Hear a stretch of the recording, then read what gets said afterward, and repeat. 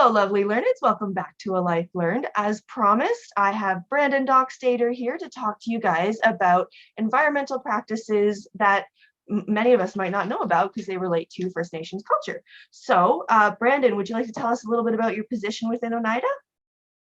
Alrighty, Sagoli, thank you for the introduction. I'll just introduce myself in my language first. So Sagoli Swagweg, Brandon Doxtator Nyangets, Ogwali Ni Wagi Delode, Onyataag Ngwehuene. So I just said my name is Brandon Doxtator. I'm Bear Clan from the Oneida Nation of the Thames, and my Oneida indigenous name is Lutsayal, which also means he's shy, or he's a shy boy. So, but I always try to get out of that shell. That's great. Thank you so much for that introduction. And I just remembered my classes have been teaching me a lot about your culture. Would you like to do a little land acknowledgement for us before we get going? Yeah. So an interesting thing. Okay. It's really interesting. A land acknowledgement versus a Haudenosaunee from a Haudenosaunee perspective. So as I mentioned, or well, I didn't get to mention, but I'm from Oneida Nation of the Thames, and so it's a Haudenosaunee community located in southwestern Ontario, just outside of London. I work as the Environment and Consultation Coordinator. So doing a lot of the environmental work and also working with proponents, with chief and council, and a lot of community members. And so it's an awesome opportunity that I have to work with my community. And so what we do in our community is a little bit different than a land acknowledgement. And it's called the Ganahala Duxla. And this is, or it's known as the Thanksgiving address, or the words that are said before all else. And so I'll just do one in English for you, but we do have a whole, it's said in the language quite a bit. So, but I'll do it just in English for everyone so they can understand. So we'll put our minds together as one. We'll thank all the people that we could come together here and be happy, and so shall our minds be. And we'll put our minds together as one, and we'll thank the medicines for their growing and for providing our people with the health that they need, and so shall our minds be. And we'll put our minds together, and we'll thank the birds for coming back, for starting their journeys home, and so shall our minds be. And we'll thank the fish and the waters and all of the lakes and streams for all the things that they do, and so shall our minds be. And we'll thank the stars. We'll thank the sun and the moon, grandmother moon, for all the things they do for beautifying the sky, for warming our planet, and for protecting us, and so shall our minds be. And we'll thank the thunderers for cleansing the lands as they have done so recently, and so shall our minds be.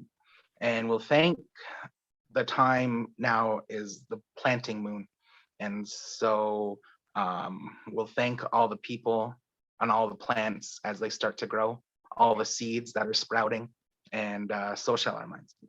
And finally, we'll thank Sangwayan Dizun, the creator, for overseeing all of this and for providing us with the knowledge to carry this out, and so shall our minds be. So this is a much longer, this Ganahala Duxla, and can be spoken at length about. But what it is it's a natural law, and it's a natural law that dictates our responsibility as Haudenosaunee to the land.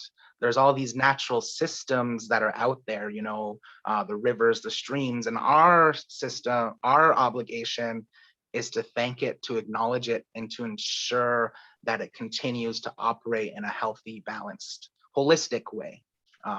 So that's what the Ganahala Duxla is about. It's one of our first teachings and comes from prior to colonization, and is one of our natural laws. So great. That's so relevant to our topic of the video too. So thank you so much for that. That was awesome. Really expanded my understanding as well, because I'm only just familiar with land acknowledgements. So thank you for that. So today, as you guys remember from my Active Green video, I mentioned that I was wanting to interview Brandon to share with us some of his First Nations and Oneida knowledge in regards specifically to environmental practices, so that we can learn a little bit about how we can be more friendly to the environment. And so to start off, Brandon, my first question was just what kind of environmentally friendly practices or actions can you share with us that you think maybe the average Canadian might not know or be familiar with? One thing that I love to talk about and love to do in our community. So right now, we're just running this Oneida Home Garden project. And so it started last year when the pandemic kind of was first coming on, and our chief and council was like, hey, food sustainability is a really huge issue in our community. So let's get gardens in the ground. And so last year, we have about 550 homes in our community. And so we put in 120 gardens at people's homes. So this is 1 in 5 houses had a garden in our community. Absolutely amazing. And so we're doing it again this year, but we're adding native plants. And so, you know, a lot of the species that you can add to your garden can be really helpful to like climate landscapes, climate smart yards and stuff like that. So just a little bit of background. So our zone here, we live in the Carolinian zone. Okay. And so that extends from Windsor, in Canada, from Windsor to Toronto. And so it's so all the trees that we have around here, it's very luscious, but as soon as you go past Toronto, it changes into a different ecoregion. And so in this region, prior to European expansionism and colonization, we had about 80% forest cover and swampland wetlands. 2015, they did a healthy habitat landscape study and found that that was only at 11% forest cover, 5% wetlands. And so to have a healthy habitat in this region here, we need to bump that number up to 30%. 30% healthy forest cover, and I think it's like 20% wetlands, something around there. And then we can have a functioning, healthy landscape here in the region. There's a lot of problems with that because 90% of the region is owned by private landowners, so farmers in particular. And, you know, not to like attack a farmer, but like, you know, we need to be putting in more forests. We need to be protecting what we have. You know, the Canadian provincial governments, they don't look at the Carolinian forest as a forest. You know how like there's the Northern. like boreal forest up north or whatever, but you know, there's a Carolinian forest here too. That's an old growth forest, thousands of years old, but they're just now starting to acknowledge that. So by planting native plants in your garden, by planting them in your yards, I'm getting into guerrilla planting this year. So I'm just like going to abandoned places where like people don't use whatever and just gonna spread native seeds. Nice. You know, Awesome. and that's like the plan. I think that's number one thing that people can do. Pollinator beds, all of that stuff. It's just really helpful. Awesome. That's a really good point. For anyone who's not familiar, there are a lot of different programs available to get seeds. You can actually often get them for free. I'm going to leave some links in the description for you to try and learn more about that. But I actually ran a garden when I was in university, and that was our main focus. It was about trying to get more native plants growing because, you know, we need to encourage the bees and encourage the forest, as you mentioned. Thank you so much for that. That's some really great points. And so moving into more discussion about Oneida, what are some of the ways that you feel environmentalism has been integrated within your culture? Yes, so from a Haudenosaunee worldview, you know, I was talking about the Gunahaladuksla, or the Thanksgiving address, and that natural law. And so this is, it's ingrained in Indigenous culture to be holistic and harmonized with the environment. When we look at, when you have a mind frame that every tree is your sister, every rock is a brother, you know, there's a sensual feeling of protection, all of this landscape, the mother earth, right? We have to protect her. And so an interesting point is about reconciliation. We talk about reconciliation a lot, and what does that actually mean? And for Indigenous peoples, there's a huge list of what that means, but we also don't talk about reconciliation with the land or reconciliation with the fish, reconciliation with the birds and the forests. These fish and these animals and these living beings have been disrupted from their lives, and absolutely some of them gone extinct, because of colonization. And one of the species that we like to talk about in that sphere, or like that, I say we, but the royal we, that I like to talk about is the pawpaw. The pawpaw is a fruit-bearing tree, one of the only fruit-bearing trees in North America, and it was in this region for a long time. But now it's a species at risk in Canada. It still grows in like southern or like Midwestern United States and regions like that, Ohio. But here it's been almost completely wiped out in the wild. And so now a lot of conservation efforts are focused on bringing the pawpaw back, as a keystone species, and it speaks to that reconciliation. The pawpaw was here. It was a native plant that only grew in this kind of region, and now it's gone, and now we have to kind of bring it back. And so that speaks to the same thing with the fish, all the fish that have been decimated by overfishing in the region, and stuff like that. So that's kind of the perspective we carry in the community. And but it's also interesting because you have to balance that with economic development. In our community, we have 6,300 people. We have a population of, I mentioned, we have 550 homes. We need 600 more today to accommodate the population. And then over the next 20 years, that's like 1,200 homes, and imagine the infrastructure that goes with that. So like we have to find a way to balance the old growth forests in our homes with allowing people to live in the community. And so I think that a lot of urban settings haven't really done that. And so it's about looking at these new ways of doing things. That's awesome. And for anyone who's getting interested in this, I'm going to leave some links for Oneida and the various different what are the other populations that are nearby? Do you mind sharing? I know there's a couple other reservations near, but I'm not familiar with what nation they are. Do you know? Yeah. So in Southern Ontario, there are 10 First Nations communities, specifically in the Carolinian zone.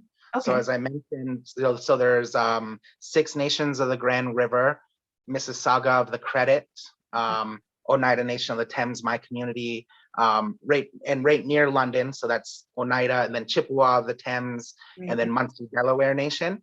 Okay. And then when you go down the Thames River, there's also Delaware of Moravian Town.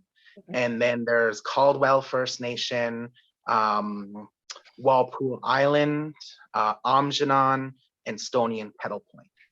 Awesome. Okay, so I'm going to try and find as many links as I can for those to share with you guys. I do want to encourage, though, that if you're not in my area, just research, type into Google like your local city, and then First Nations or Indigenous cultures, and just see what you got. They have so much information to share with you that can be so incredibly helpful if you hadn't noticed already. So I really do encourage researching your local area. But moving on to our next question.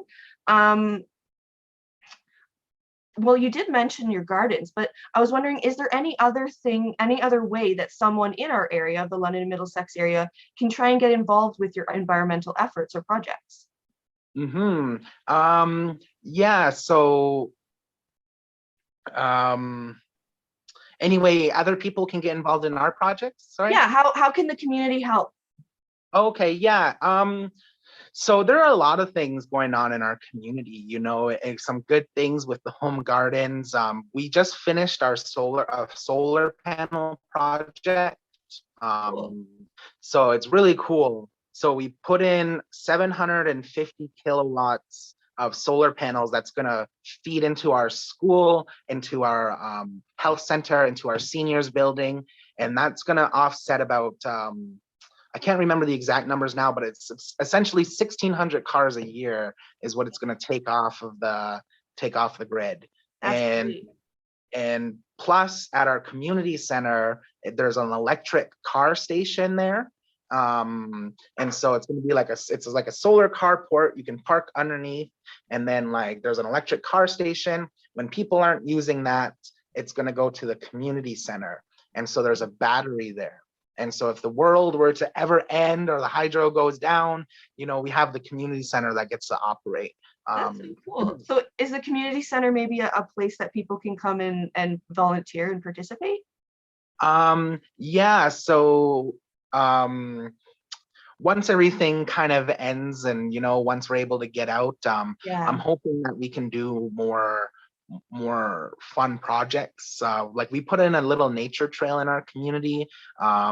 So that's right at the community center. So people can go view that. And we're hoping to do a lot more tree planting. Probably in the fall now that it's looking like that. But other things, our community is still on a boil water advisory. A lot of people I bet don't know that. Yeah, and so we've been on this boil water advisory since September of 2019, for the last year and a half. And but it's been an issue for a lot longer. Yeah. I would say since 2006, we've been kind of bordering this medium risk situation. Yeah. And so right now we are currently in the phase of like our feasibility study. So we're kind of looking at all the different options. And so the two main options are building a new water tower infrastructure or connecting to the City of London pipeline that it kind of actually is only like 2 kilometers away from our community. Yeah, why not? And so it's a really good question of like, what do we do? What's more feasible? And plus we have to also look at community sovereignty. The community may feel really uncomfortable hooking up to a non-Indigenous man's pipeline after 150 years of such and such, right? We want to be able to ensure that we're controlling and operating our own systems. But that might cost $50 million to put in when it might only cost $8 million to hook up to that. And then where's the political pressure going to go? So it's always good for people to write to their local politicians. It looks like we're running into an election this year. Yeah. If the Liberals get out, and the Conservatives are in, what's going to happen with our feasibility study? What's going to happen with those funds? That's a really good concern of mine. But so, we need people to be politically active that way, write to their politicians right now, push for more faster timelines, I guess, it's really interesting, but like that would, I guess, just writing to all the local politicians and ask them like, what's the plan? Yeah, exactly. And I think that's a really good point. A lot of people don't realize that we have the power to make change by being that squeaky wheel, by complaining, by saying this is a concern and I want you to address it, city member. I've gone to my city council member about a few things, and at the very least, it's their responsibility to address whether it's feasible to present to council, and then to present it and see if it will be considered. So like the more, and even you might think I'm just one voice, but the more of us that contact them, the better. So by all means, as you heard, they're on a boiling water, so like it's 2021 and they have to boil their water. Boil water advisory. That's just crazy. We're in Canada. This isn't right. So if this matters to you, please do write your local city member, write your local MP, both provincially and nationally. You do make a difference by writing those letters. And so just a final question for you, Brandon, before I let you go. You did say that one of the really impactful things you felt people could do was plant native plants, of course, to Ontario or to their local area is sort of the idea wherever you are in the world. But above and beyond that, is there anything else you can think that you feel is one of the biggest things an individual in the world could do to genuinely try to be the change that they want to see in society and in the environment? Definitely. I think it all starts with our children. It takes years. If you want to you plant a tree today so that it provides you shade in 20 years. You plant your fruit tree now so that in 8 years it's providing you apples, right? It's about children. It's about training them and providing them with the education, critical thinking so that they can think for themselves. And give them the tools so that they can do what they want. I think that's most important, having conversations with them. And that also makes it so that people got to educate themselves. I guess a really interesting thing is that when I was at university, I actually went to university for archaeology, anthropology. So history is really my big thing. I love talking about history in all regards of it. But when I was also kind of taking environmental classes. And so at that time, I was like, this whole climate change thing, it's kind of funny when you think about it. Like when you look at the last 50 million years, climate change happens over and over and over again. It's just a cycle. It doesn't matter. We're just going through another one of those cycles. And this green movement is all about people just trying to sell money. If you look at Al Gore, he's the biggest hypocrite because he's got millions and millions of dollars invested in it, right? But like he's just like, it's so awful when you think of it that way. But then I start reading the reports, I start reading the studies, and like I was like, oh my God, like if you take out humans from any of these equations, this wouldn't be happening. And I started freaking out even more. I was like, oh my God, like, and so like where, it was like, yeah, sure, climate change is happening. We just have to adapt and mitigate to it. It's like, no, oh my God, we're like, what do we do? But like, we're causing it, yeah. Right. And so I think it's about people kind of coming to that term and realizing that native gardens are the number one thing you can do to battle climate change. That's number one. And like I like to focus on that a lot because it's the easiest thing that people can do. Other things people can do is just awareness, having conversations, kind of how we're doing today, talking about it, reducing your waste, recycling isn't actually that great. And so it's that's why it's the last thing, right? Reduce, reuse, then recycle. And so I think that's important, tracking where your waste goes. And I know the City of London in particular is really good with their waste and recycling plants. And so like I went and did a tour of that. The other thing in particular with the City of London and our issues with that is the farmers, pesticides going into the river. And so one thing we're trying to advocate for is riparian buffers. So the idea is that, so the Thames River, 83% of it is farmers farming along it. Wow. And so we want, and they're farming right to the edge. You know, there might be one, there might be one line of trees, but so all of those nutrients are then offloading into the Thames River, and that causes the big algae blooms in Lake Erie every year. And so the Thames River is not, Thames River and the Sineham River both are like the biggest contributors to that. And so what we are saying is that farmers need to create a riparian buffer zone if it's like minimum 33 meters from the shore, but like, let's go crazy, 66, 100 meters, you know, stay away from planting so close to that river.